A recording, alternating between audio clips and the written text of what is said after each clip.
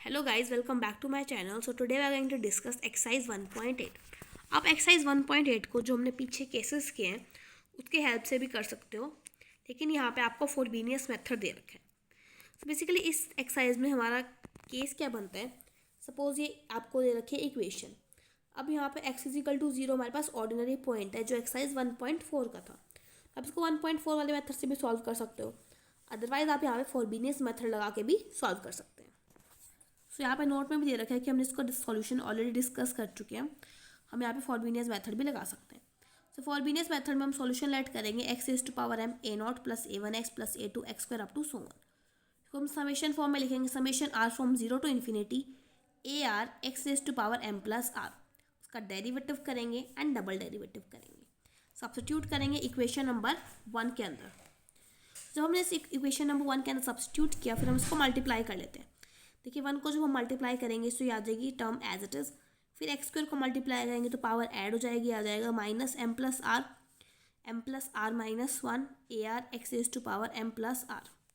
यहाँ पे मल्टीप्लाई करेंगे तो ये पावर बन जाएगी m + r ar x⁴m + r. फिर 4 को हमने मल्टीप्लाई कर लिया.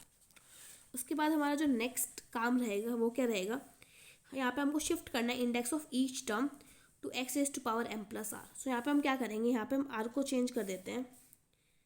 r को हम यहाँ पे चेंज कर देंगे r + 2 के अंदर. सो ये हमारे पास चेंज हो जाएगा r फ्रॉम -2 से इन्फिनिटी, क्योंकि जब हमारे पास यहाँ पे r 0 है, ये वाला r 0 है, सो यहाँ पे ये वाले r की वैल्यू हमारे पास आ जाएगी -2. सो r वायरी करेगा हमारे पास -2 से infinity. m + r + 2 m + r + 1 a of r + 2 x⁴m + r. यहाँ पे ऑलरेडी m + r में गिवन है, दिस विल ये वाली टर्म हमारे पास एज इट इज़ रहेगी.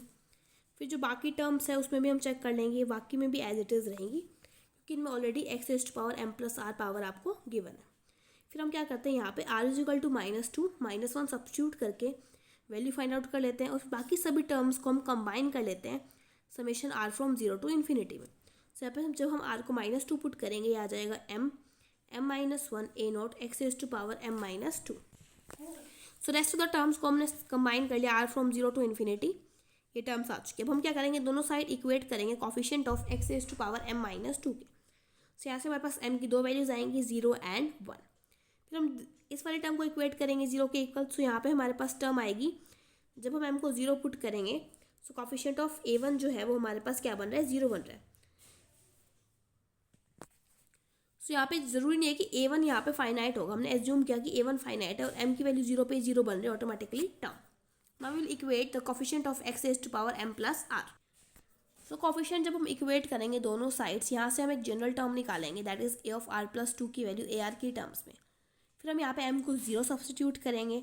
0 सब्स्टिट्यूट करने के बाद हमारे पास आ जाएगा a of r + 2 = r² - 4 upon में r + 2 × r + 1. फिर हम यहाँ से a2 इवेल्यूएट करेंगे, r को 0 पुट करके a3 a4 up to so on हम यहाँ पे इवेल्यूएट करेंगे.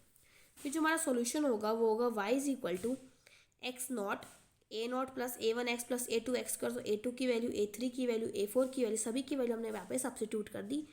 a0 वाली टर्म्स को हमने साथ में लिखा एंड a1 वाली टर्म्स को भी हमने साथ में लिखा. ये हमारा क्या आ जाएगा, सॉल्यूशन. और जब हम m = 1 फाइंड आउट करेंगे तो वो हमारा सॉल्यूशन इसके अंदर इंक्लूड हो जाएगा, या तो इसके अंदर या फिर इसके अंदर, आप वो चेक कर सकते हैं.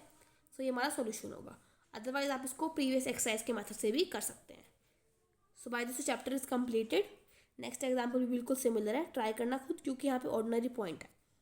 या 1.4 मेथड से करो या फिर इस वाले मेथड से कीजिए.